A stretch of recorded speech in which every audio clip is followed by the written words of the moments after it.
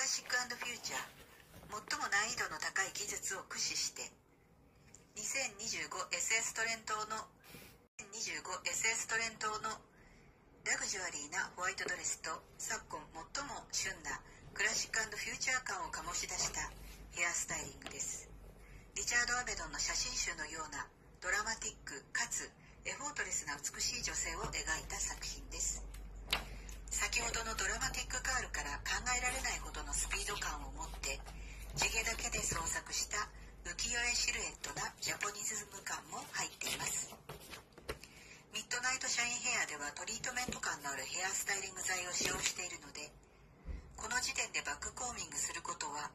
大変難易度が高いのですが、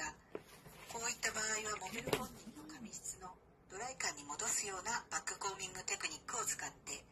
写楽の浮世絵のようなシルエットでほとんどピンを使わずに一気に西洋結髪をアレンジし結い上げるサジテクです。